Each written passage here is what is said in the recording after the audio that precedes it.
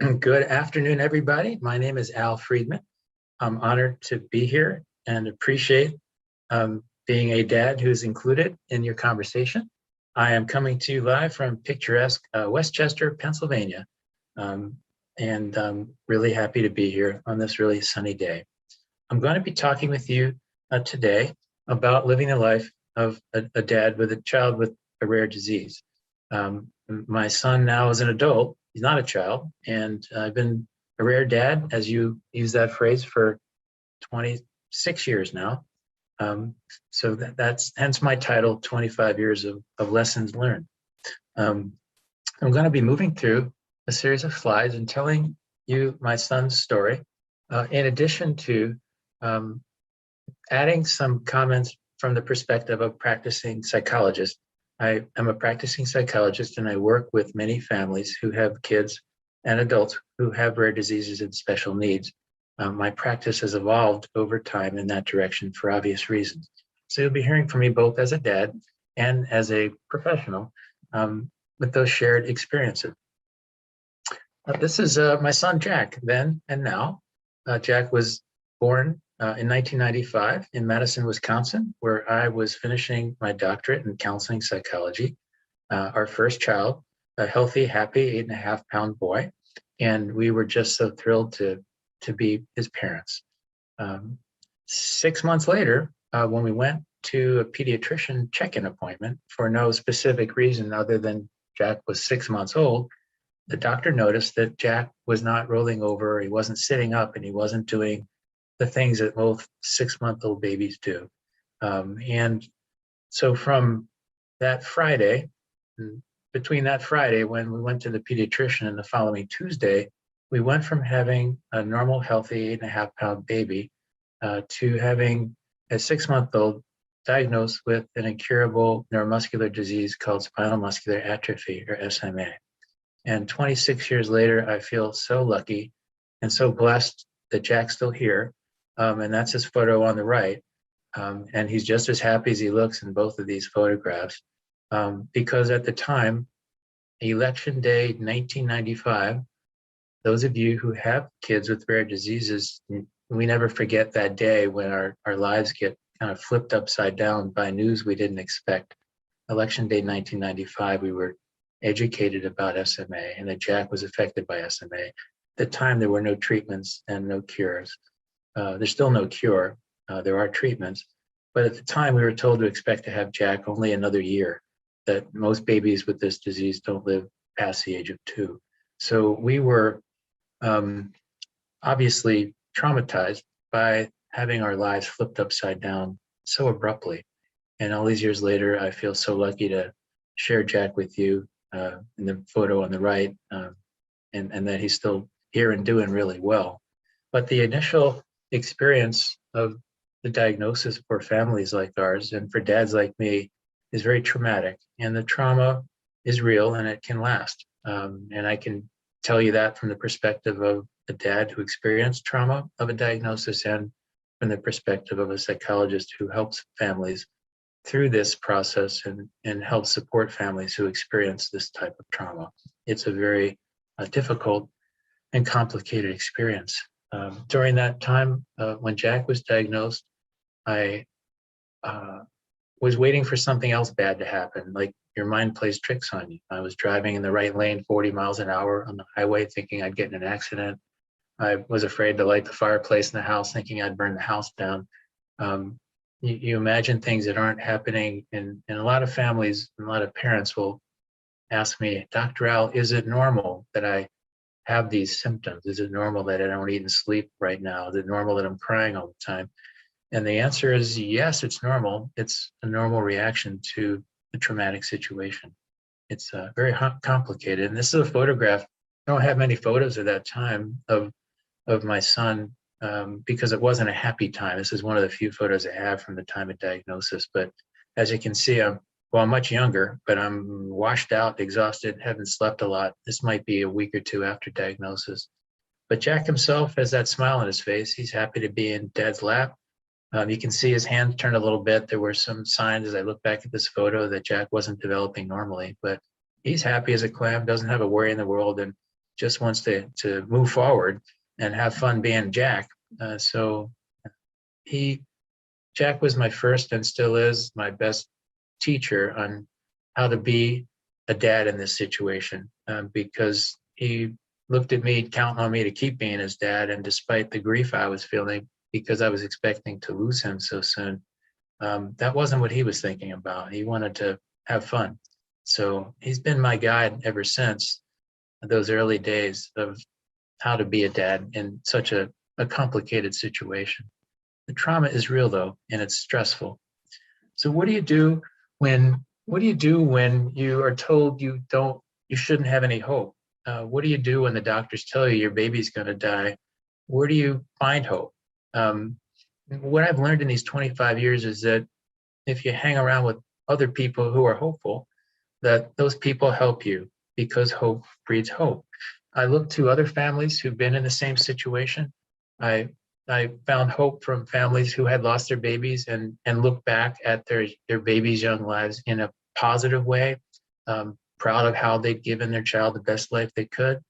And I met adults who had the same condition that Jack does, and this is one of them. Mary Jane lived in Wisconsin at the time where Jack was born.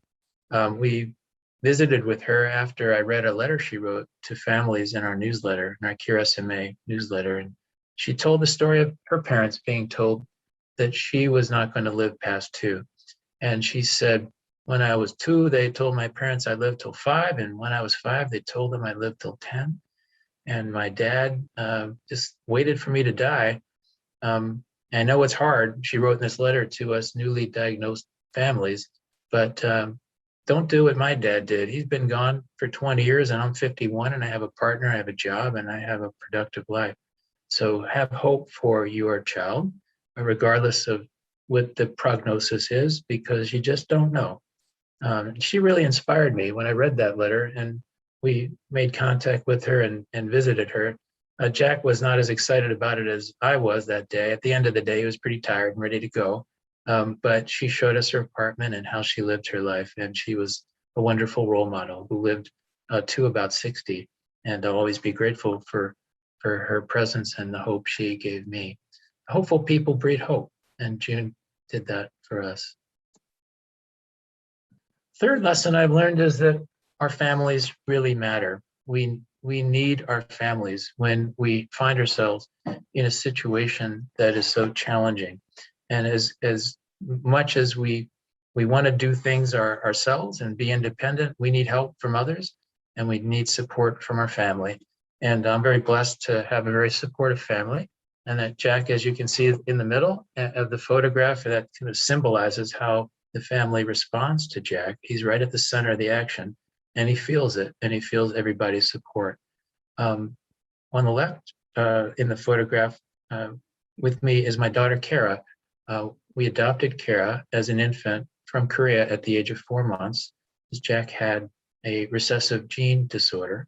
So another baby could be born with the same disease. And while we tried to work around that through genetic maneuvering, through a research project that wasn't successful at the time, it was for other families based on the research we participated in.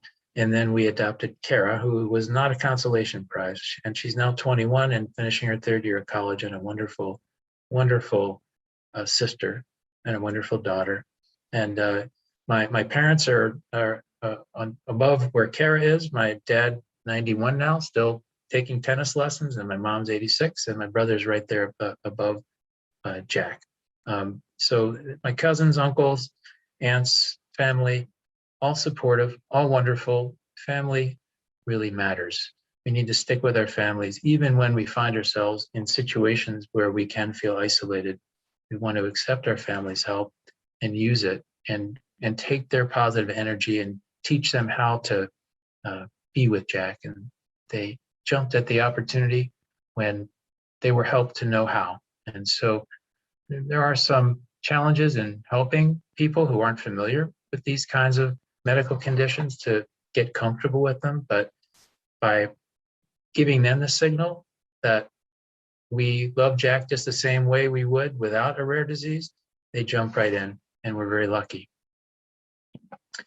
Another lesson over the 25 years that I've learned is that we all need to be together as a community. And just as you have a community focused on the needs that you have as moms with kids with rare diseases, primarily, we all have communities that strengthen us and support us.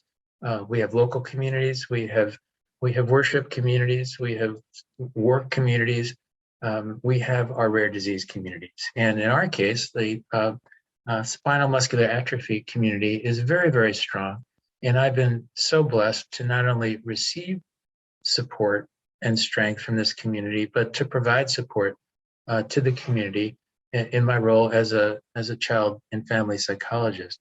This is a symbol of our community's strength and support. This is the conference we had in California, Anaheim, Disneyland, before COVID. Our conferences have moved online. And our kids groups, this is a photo taken at the end of our kids Talk It Out group, where our children who are affected by SMA have an opportunity to be in a room together without mom and dad to talk about the experience of having SMA with others who have the same condition. And it's a rare disease. And as you all know, there's usually only one of us in our town. So it's such a great and a wonderful opportunity for the kids to be in the presence of others who are just like them. And I'm the only one usually without a wheelchair in the room other than our volunteers. And I'm privileged to be the facilitator along with my partner, Angela, who's hiding in the back right corner of that photograph. Angela is an elementary school teacher who also has SMA. And she and I facilitate these groups together. We have for about 15 years. And we just had 4 Zoom groups last week for the kids and teenagers around the country. Because of COVID. So this is our community and how we give and receive strength and support to each other. Our communities are so critically important. And in the photo to the left of me is my daughter, Kara, again. She tags along with dad and volunteers every year at the conference. She's kind of grown up as part of the community and as Jack's sister. And I feel that she's a stronger person for the experience, although it's challenging, as you all know, to be a sibling of a child with a rare disease. We parents, moms and dads, we deal with a lot of doctors, a lot of nurses, and a lot of professionals. And I've learned over the years that we have some doctors that we like and who might know our kids better than others and know the disease better than others. It's not easy at 2 o'clock in the morning in the pediatric intensive care unit where my son has spent, I lost track, somewhere between 250 and 300 nights in his life. I've learned that doctors are people too. They have hard jobs. They are working under difficult conditions. We know a lot as parents about our child's disease, and they have to know about them all. They're people too, and they're wonderful people. And an example of doctors are people too is Jack's own neurologist, Dr. Branson. He works at Children's Hospital in Philadelphia. This is him at our local Cure SMA event in Philadelphia, who took the time on a Sunday to come down and to be with our families as a supporter informally, and took the time to see Jack socially in this situation. It's not easy to be the dad of a kid in this situation with a rare disease who's so physically vulnerable and medically complex. But we meet some pretty special people along the way, among them many physicians, many nurses, and many medical professionals. A lesson that I've learned as a dad and as a psychologist working with other dads and moms is it's very hard to live with uncertainty. From the day Jack was diagnosed all those years ago, I personally have had to live with the reality that he has a problem that can't be solved. There are 3 treatments for SMA now, and Jack is receiving one, but he's never going to jump out of that wheelchair because of them, and he's still going to need his ventilator. And just before starting this presentation, I was trying to figure out who was going to be his nurse on Friday night. Uncertainty is part of the mix for us for better or worse, it makes us stronger, but it's hard to tolerate the ambiguity of living in a situation like this with a child with a rare disease.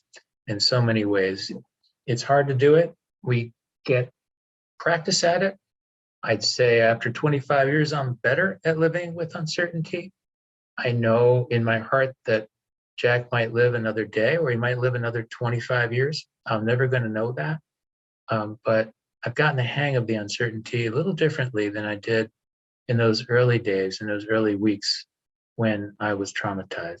So if you have a child who's newly diagnosed, or more recently, you've found yourself in this situation, please know that it's going to get less hard. It's never easy, but it's going to get less challenging as time goes by and you learn how to manage the ambiguity in the situation psychologically. A symbol of our uncertainty, I forgot this photo was here. This is Jack in the pediatric intensive care unit at the end of what I think was a long hospitalization, because it was long enough for him to have all those get well cards strung up there with the string and a pumpkin. It must have been the fall. Probably, I think, the day before he was discharged after about a month in the hospital, with our friend nurse Chuck in the unit, and with one of my favorite Never Give Up t-shirts with one of our rare disease moms circulates among our community. When Jack goes in the hospital, he can get very sick. This is before he had tracheotomy, so it's longer than 5 years ago, and he's been stable since he got the trach, but the uncertainty is very hard. And every time our kids get sick, in our case, every time he catches a cold, we never knew all these years whether that cold would be something minor or could put his life at risk. It's never easy to live with this kind of uncertainty, but we stick with it, and especially when we're there in the hospital, we don't give up. We, over the years, I've observed that the physical health of our kids is the primary focus when we have kids who are fragile and have a rare disease. And that's understandable, because kids like mine and some kids like yours are so medically vulnerable that their lives can be at risk with a minor illness. So emotional health comes second sometimes, because we're wanting to keep our kids alive first. But emotional health is important too. And if COVID has done anything in terms of a silver lining, from my perspective as a dad and a psychologist, it's shined a spotlight on the reality that emotional health is important too. There's been much more focus on mental health, much more focus on emotional health, both within the rare disease communities that I work with and outside. And again, a symbol of that within our own community are the groups that we have for our kids and for our parents and our grandparents and our siblings. This is one of those kids talk it out groups where I have the privilege to listen to what the kids have to say and how they're feeling, which helps shine a light on their emotional health and strengthens them. Angela, my partner, does a lot of the heavy lifting. I just am important to the kids because I hold the microphone, and they feel important when they get to talk into a microphone, and it helps them be louder, because kids with SMA have a hard time projecting. They're weak in their bodies, so the microphone makes them louder and feel very, very important. Emotional health is important too. Like all of us who don't have a rare disease, friends make a huge difference for our kids who do, and friends make a huge difference for us too, who are caregivers of kids with rare disease, for moms and for dads. When the chips are down, who do we turn to? Who do we count on? Who can we rely on? Who makes us feel included? Who makes us feel excluded? Our kids need to be included, and the friendships that they have and that they maintain and sustain are so valuable. And it gets harder for us moms and us dads when our kids get older, and it's not so cool anymore to hang out with a kid with special needs like it was in elementary school. It's a little trickier when the kids get to middle school and high school, and it's not as cool. Your social currency, let's say, as an adolescent, shifts as you get older. So the friends that stick with our kids make a huge difference, and the friends that stick with us make a huge difference. Jack when I told Jack I was doing a presentation, he sent me this picture when I told him I was going to talk about his friends. He was so excited to get to the prom, and Jane, the young woman there next to him, invited Jack to the prom when he finished high school, a promposal, and he went like everybody else to the prom, and the kids included Jack fully, and he had a really wonderful time. This is a symbol of the value and importance of friends, and friends sticking with our kids, even though our kids are different than they are, face different types of challenges.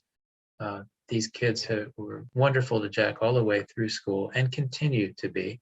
And I believe that they've learned as much from him as he's gained from their kindness and support. So as moms and dads, it's our job to, as we would with any child, to do everything we can to support our child's friendships and relationships with other kids. And for families like ours, it takes more effort to do that, but it's well worth the effort. Friends make a big difference. In my 25 years being a dad and being a psychologist with families like ours, affected by rare disease, I found that transitions feel very, very monumental. We rely on routines and predictability as much as we can because of the inherent uncertainty in our situations. So when our kids move from one developmental place to the next, or one school to the next, or one hospital to the next, or one doctor to the next, or one healthcare system to the next, it's very challenging and sometimes monumental. A symbol of my son's transition challenges here in 8th grade was the last class photo that was taken.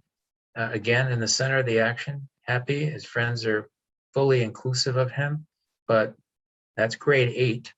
What's going to happen in grade 9 when he goes to high school? And so as a dad, I was worried about that. I was worried when Jack was in 5th grade and was going to go to 6th grade to this middle school. The middle school was big and scary to me and unknown. And we didn't know the principal yet, and we didn't know the teacher yet. And then when he got to 8th grade, I felt the same thing about high school. It was unknown. He did make those transitions and made them fairly successfully, not without challenges, but every transition is a big transition when we have a child with special needs, regardless of the nature of the transition.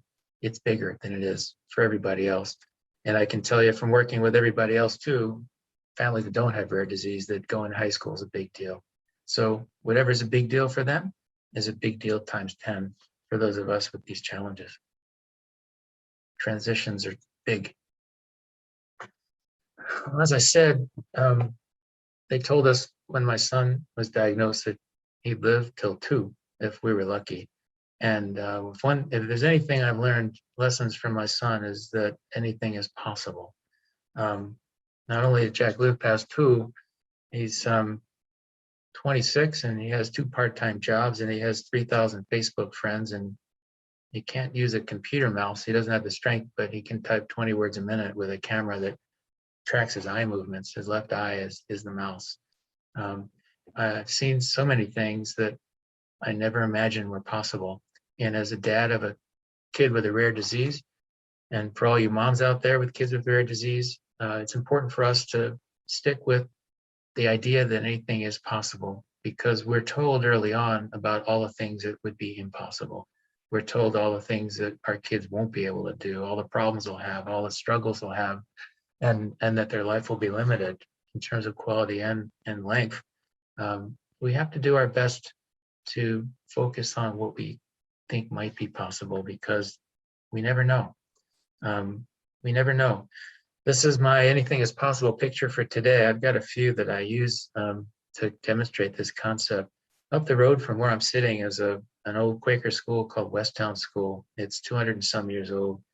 And when I finished college, when I was 22, about 150 years ago, my first job was I was hired at the school to be a 3rd grade teacher at the age of 22. And Jack in the photograph there is with the new faculty and staff a few years ago at the age of 22, just as Dad was, because he was hired as a part-time employee using his eye gaze computer to help the business office with Excel spreadsheets and market research and all kinds of other crazy things that I don't know how to do. So that Jack could get a job, period, that he's alive, and that he'd have a job at the same school where Dad was a teacher. Anything is possible for our kids, and I'm so blessed that my son has given me the gift of sharing that sentiment with you all today. Very lucky. He really misses the school and he misses being there because of COVID. He's worked remotely and he's just chomping at the bit to get back there in the fall to see everybody. He goes in once or twice a week and talks to a supervisor and makes the plans for the next project, and then works from home, and then comes back in his van with his nurse and somebody driving his special van. It's a big operation to get him there, but it's very important that he feels part of this other community as well. We're very blessed to have the support of these folks who not only welcome Jack, but they're so proud of him. They're so proud of what he does, and they teach him a lot. He teaches them a lot as well. Oops, I skipped ahead one. I have started to, in the past year or two, understand the experience of being a dad with a child with a rare disease differently than I used to. We know our kids have a lot of challenges. There are a lot of stressors, a lot of hospital time we've had. I have 12 nurses, 4 different agencies to take care of him 24 hours a day. We have medical supplies and a wheelchair that needs to be fixed and a van with a lift. And I could go on for a few hours with all the challenges that Jack and our kids provide to us. But I've also come to realize in my 25 years that along with all of the challenges, along with the rare disease that our children have, they also have some rare gifts, some very special gifts that most people don't have to contribute to the world. So I want to finish with a few thoughts about not only the special challenges that our kids face, but to finish with the special gifts that they contribute. First, our kids are models of resilience. My son has been in the hospital 250 or 300 nights. He can't walk, he can't hold a fork, he can't do a whole lot of things, but he keeps pushing back and he keeps doing what he can do. And his attitude is positive, and when he's sick, he's been very resilient and very determined. And so our kids, I think, give us the gift of a model of resilience that we can follow. And I've tried in my 25 years to live up to the model that Jack has provided me to be such a resilient child. This photograph I found in a pile, and I love it. Although it was not a fun time, you see a feeding tube in Jack's nose, came out of the intensive care unit early on. I don't know how, he's maybe 3 years old here. His first wheelchair, his power chair, he's about 3. I wasn't sure if he was strong enough to drive that chair when he came home from the hospital that day. I think it was a day he came home or the day after. So I got him in the chair, just watching really closely to make sure he'd be okay. And all he wanted to do was, he can't pick up blocks, but he can sure knock them down. And he had the resilience after a week in the hospital with a ventilator and very, very sick in a life-threatening situation to get in that chair. And he was fine, but I was exhausted because I had to set those blocks up every time he knocked them down. I think 150 times he knocked them down, 150 times I had set them up for him. He modeled resilience that day and surprised me with what he could do. True gift of resilience. Our kids have the gift of attracting other people who are open-hearted and compassionate. Our kids are magnets to people who are open-hearted and compassionate. And as a dad, I feel blessed by the doctor you saw in an early slide and by the many people whose paths we've crossed, because Jack has a way of pulling them in. He's like a very, very powerful magnet to people who care, people who have open hearts, people who have the right values, and people who want to do the right thing. Nurse Stacy in this photograph is one of Jack's home care nurses. She was one of Jack's home care nurses. She stayed with Jack for 9 years, 3 nights a week, rarely ever missed a shift. And when it was Christmas or Thanksgiving, and I'd ask her, Stacy, do you plan to work on the holiday? She would say, Al, Jack can't take a holiday, so why should I? So Christmas Day, Christmas night, she'd be there. New Year's Eve, she'd be there. And she had such a wonderful and warm presence in the home and such a strong connection with Jack, 12 hours a night, 7 p.m. to 7 a.m. for 9 years. She graduated from the case as Jack was no longer a child, and she's a pediatric nurse, and he's now an adult, but she stays in touch. She comes to visit. She's a symbol of the open-hearted, wonderful people who our kids attract to them in ways that nobody else I know can. Our kids are magnets to wonderful, compassionate people, and that's a special gift they have. Our kids are pioneers. We have to be really creative when we're a dad or a mom of a kid with a rare disease. Some of our rare disease kids are pioneers medically with different medical interventions that are used when they're sick. Some are now pioneers in clinical trials, taking the risk with mom and dad to try a new drug that's not been used yet, but is in clinical trials. And our kids pave the way for other kids in all kinds of ways at school and in the community. Jack has been a pioneer in many different ways. This one is a summer camp called the Pennsylvania Vent Camp. And if you have a ventilator, you qualify if you're a kid. And Jack grew up in this camp. And you know, when you're a dad and they have you sign the forms when your kid goes to camp, like the consent forms to do the activities, they didn't tell me about the zip line for Jack. And then I get the video of him going down a zip line with the ventilator hanging there. The ventilator company wanted to put it in a commercial because they said they market the ventilator as portable. So Jack's given a new meaning to portability, going down a zip line with his ventilator. Our kids try new things, pioneer many things, and this is a symbol of the way they pioneer. And I've been very proud of Jack for being such a pioneer. And he's not afraid of anything when he's pioneering. I was afraid when I saw that video, but he was fine. Our children bring out the best in all of us. This is probably the most treasured gift that I see our rare disease kids give us. And as a dad, I'm so proud of Jack for the way he brings out the best in everybody. He drives his wheelchair in a room, and without saying a word, everybody's big problems get small and everybody is at their best. He gives that gift. I believe our children bring out the best in all of us, and it's a true gift that most people don't have.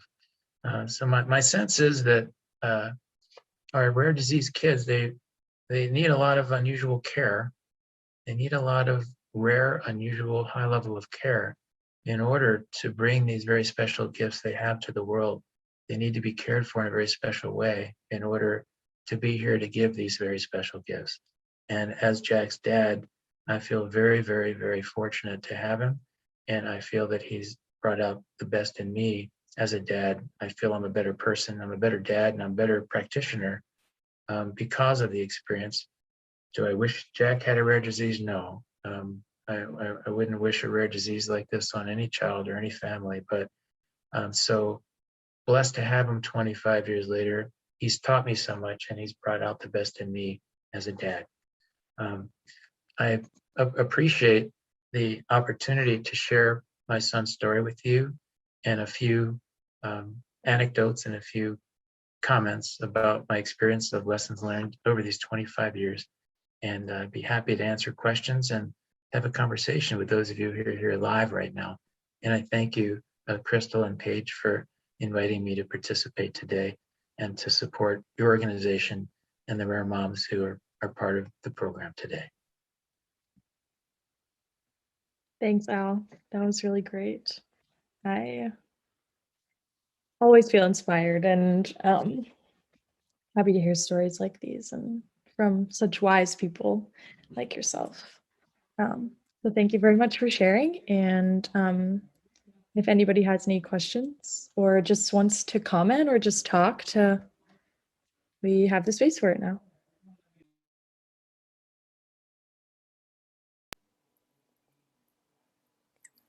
I was going to give an opportunity to other audience members. So if the inspiration strikes, let us know. But Al, thank you so much for sharing these perspectives. And there were a few things that you said throughout the presentation. You are such an incredible voice for Jack and other children, right? And in a way that they may not be able to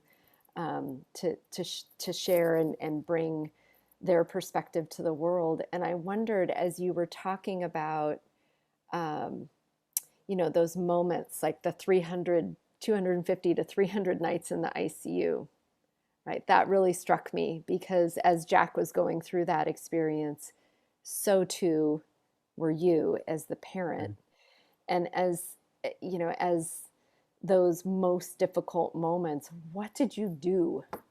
What did you do with yourself when you're in the hallway and you're just, the hope So, isn't top of mind and the resilience isn't quite there, and that, what were your coping mechanisms? sure.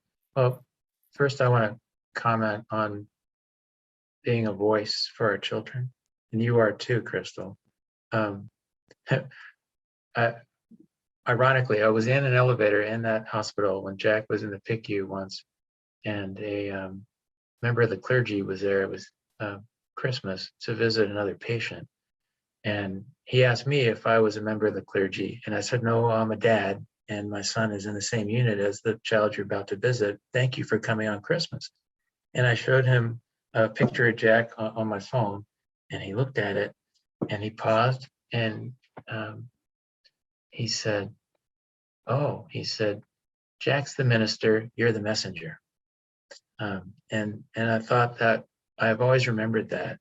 And it's true. Jack and our kids lead by example without necessarily articulating the experience. And I do my best to share the story and the experience as a way to give voice to it and to be a messenger. So I appreciated the priest framing things that way. To answer your question, it's a lot of long nights to do that, and you go on adrenaline a lot of the time. You fight for your child's life some of the time, and you work to stay collaborative with the doctors and the nurses who were there helping to sustain your child during that time.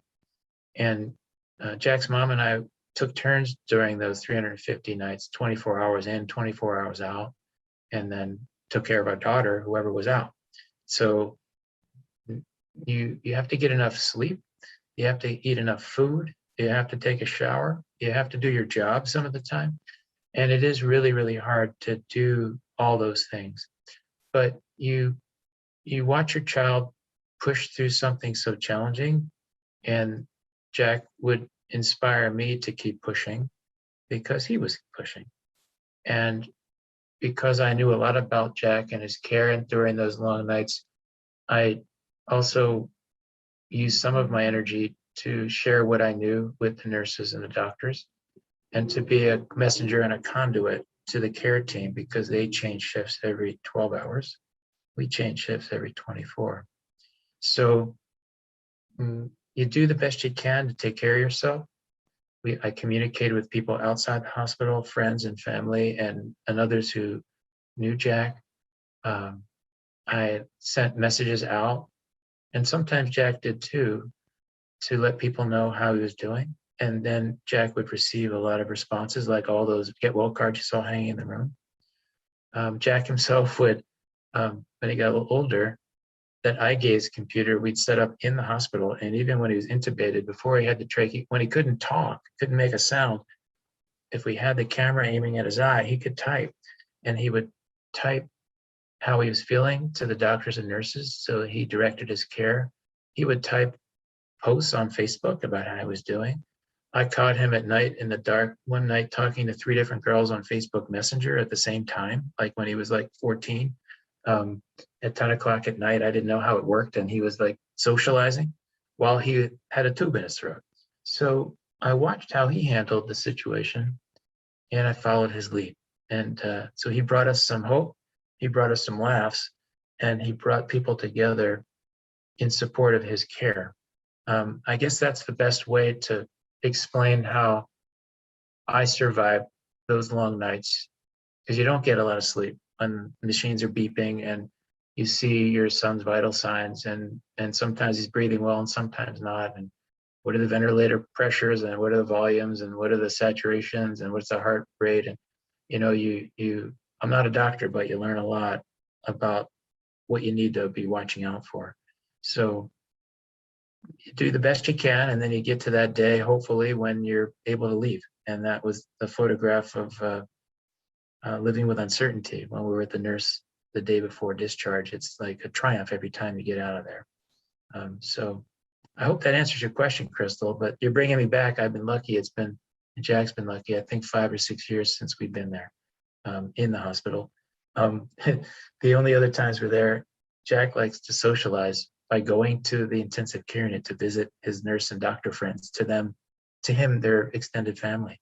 So COVID has interrupted our streak, but the turkey delivery on Thanksgiving Day with all the trimmings for two ships of nurses and doctors, we've done that for like 14 years. And that's Jack's ritual, his way of thanking his extended family for all the work they've done to help him. We feed the other families. And for me, it's like PTSD going in there, and to him, it's a party, I'm just so glad we can go home and not live there. So he was disappointed when we had to deliver the turkey this year instead of go because of COVID. But in a way, it's been a home away from home, as well as a very complicated place when he's sick.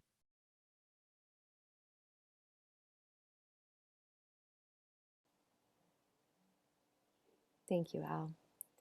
Lily, did you have a question? I saw you come off mute. I'm struggling a little bit to formulate it, but first of all, thank you.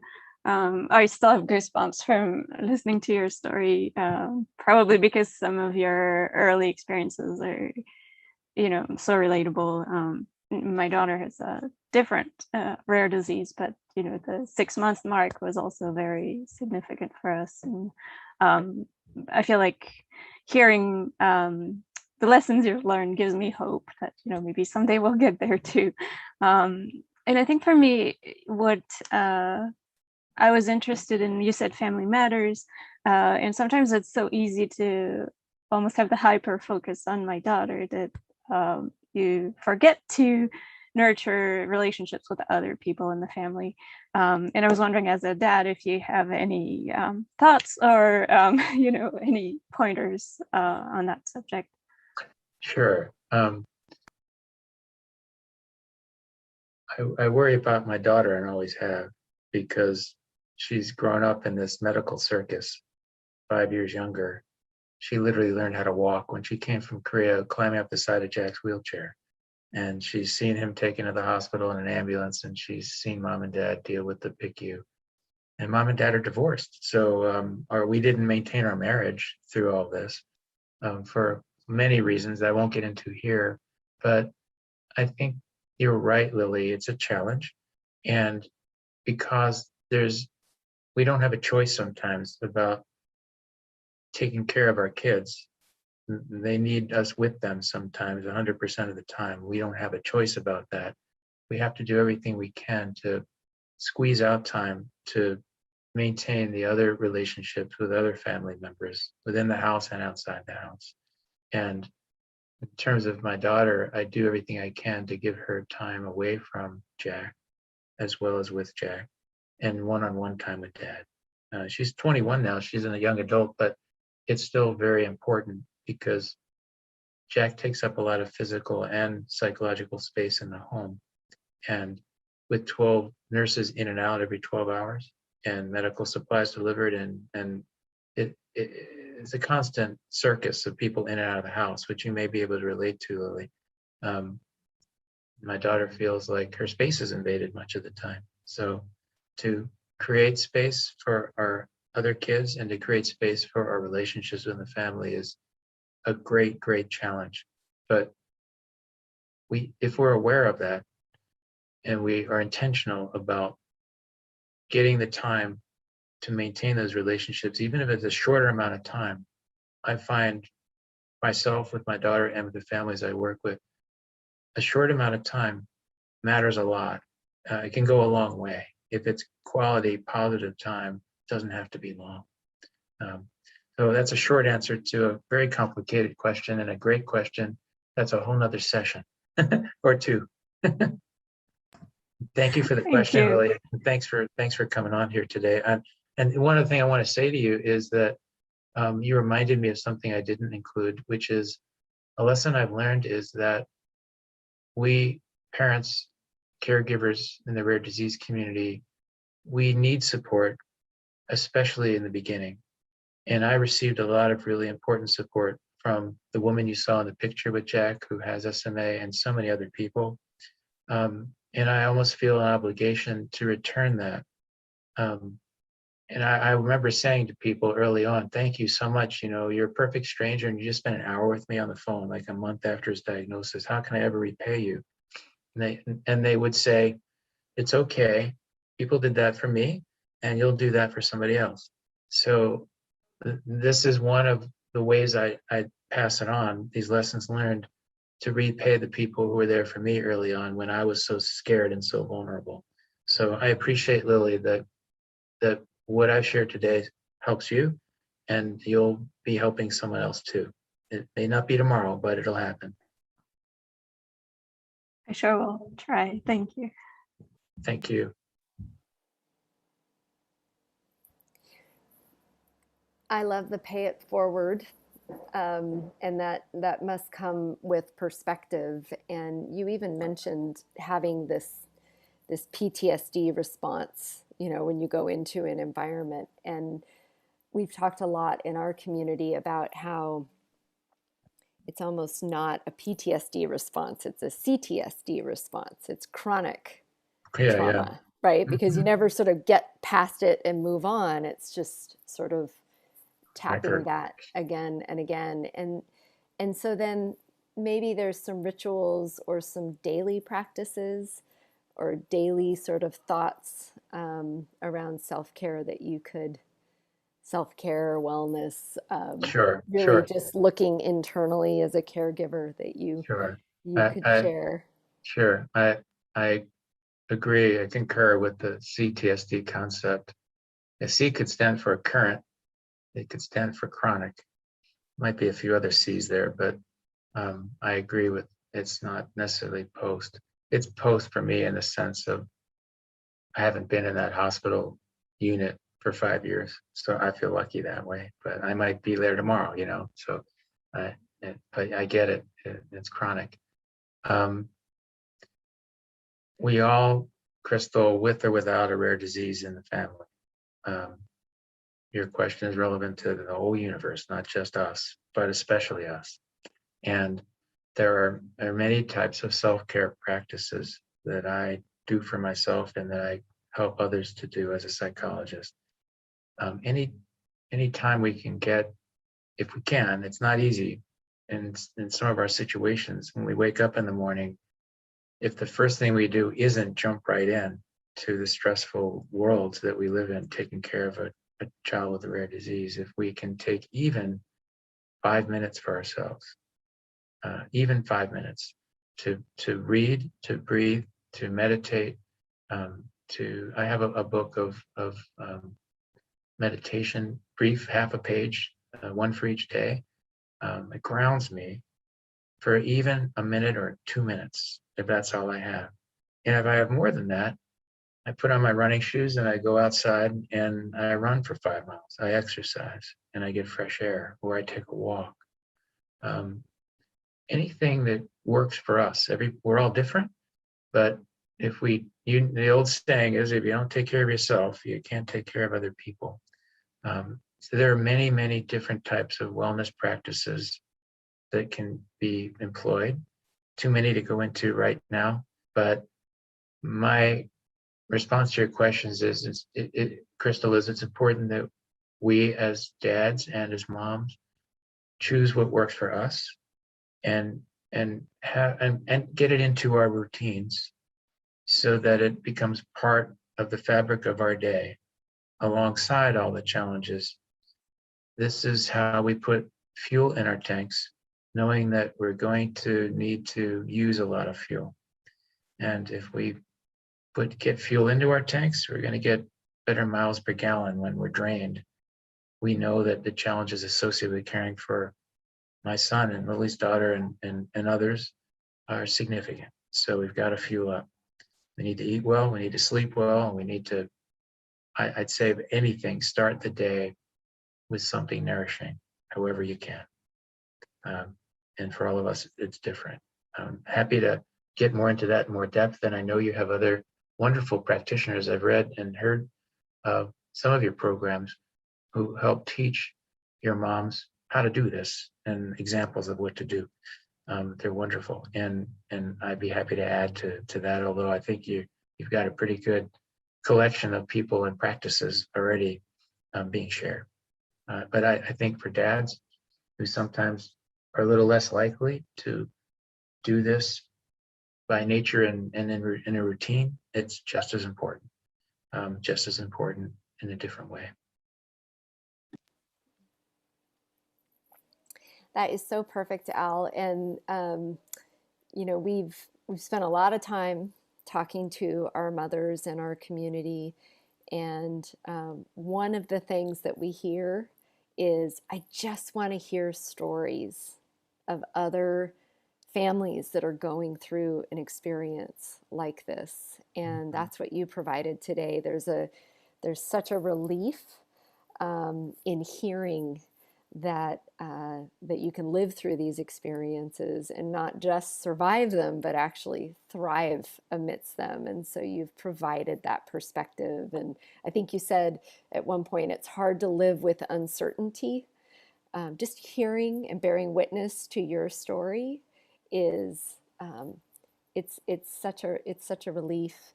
It's such a gift. We're so thankful to you for taking the time to speak with us today.